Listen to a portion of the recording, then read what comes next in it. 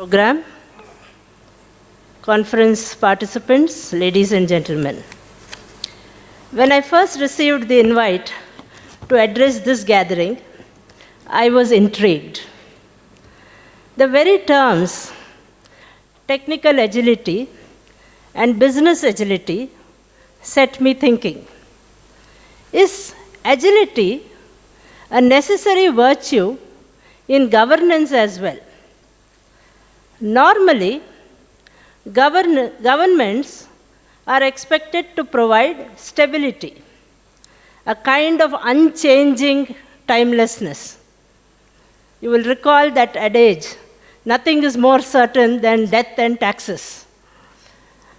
But on more considered thought, along with stability, modern governance in a developing economy requires, indeed demands, that governments are nimble on their feet, adapt quickly to changing circumstances, and deliver with speed. This realization of the role of governance in turn opens exciting possibilities of collaboration, bringing fundamental changes in the way that we work. Let us look at some illustrations. In the last month, you will recall, we were witness to a massive tragedy. The horrifying, highly avoidable deaths of the children in Muzaffarpur were a national shame.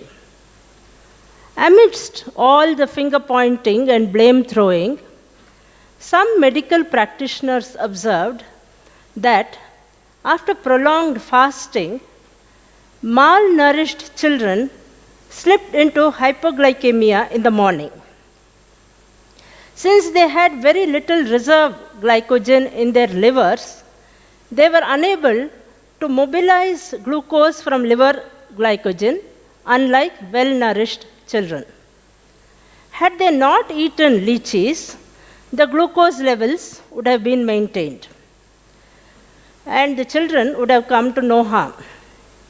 As the children had consumed lychees, gluconeogenesis was blocked and brain functions were affected. The disease could have been prevented if the children were well nourished, but that is not possible in the immediate term. What you need for that is a good public distribution system, which is a matter of a good system stability, the stability role of government. But as an immediate response, fatalities could have been prevented by ensuring that the children ate a meal at night, or by infusing 10% glucose within 4 hours of the onset of brain dysfunction. All that was needed to avert that tragedy was to advise families to provide a cooked meal to children before going to sleep at night, or infuse ill children with 10% glucose within 4 hours of the onset of brain dysfunction in local hospitals. Recovery would have been fast and complete. All that was needed was medical and societal agility. Let us look at another example. Every year, a massive economic exercise takes place in our countryside. Many of us in urban areas are not even aware of this. It is called the MSP, Minimum Support Price Procurement. You know of it. The government procures agricultural crops, grains, dal, pulses, locally from farmers at a predetermined price. The prices are set by the Central Agricultural Prices Commission, which conducts an annual exercise of multiple consultations before recommending a price regime. MSP is a safety net for the farmer. and the product usually flows back to the citizenry through the public distribution system. The system is meant to ensure that the farmer is assured a remunerative price. But the MSP also performs an unintended function. It effectively becomes the floor price, thus determining the market prices for the farmer's produce. This process was sufficient in the first few decades after independence.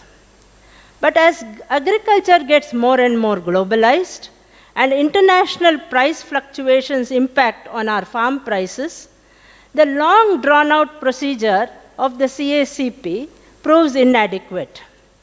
Instead of providing stability, it adds to the uncertainty of the farmer's life. It also adds to the uncertainty of the consumer's life. As many agricultural economists have pointed out, what the organization needs is agility. It has to be more nimble, less ponderous, if it is to fulfill its obligation to the farmer and to the consumer. What do these illustrations tell us? Governance has two aspects, the systemic and the responsive. In its systemic function, the government enacts laws, sets up institutions, frames policy, it routinizes its processes and procedures. It aims for stability. But governments also have a responsive function, managing disasters, addressing grievances. These are their responsive role, not their systemic role. Traditionally, governments have always emphasized their systemic rather than their responsive role. In fact, even where responsiveness is called for or there is a slip-up, governments have tried to systematize even more.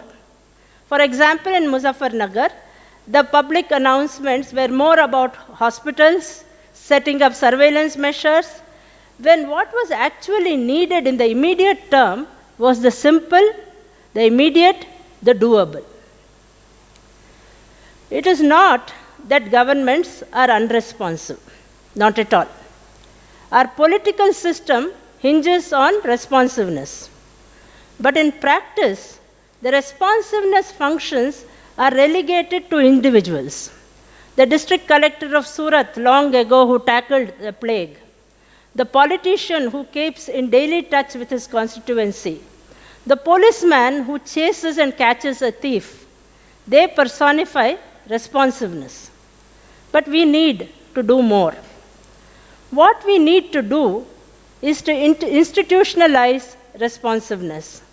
What we need to do is both sensitize and train our bureaucracy and our citizenry to be more responsive.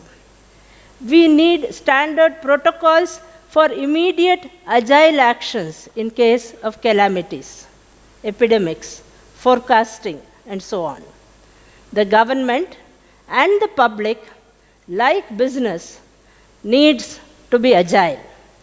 Therefore, this conference is as much for the likes of me as the likes of you. With these words, I wish the conference all success. Thank you all very much.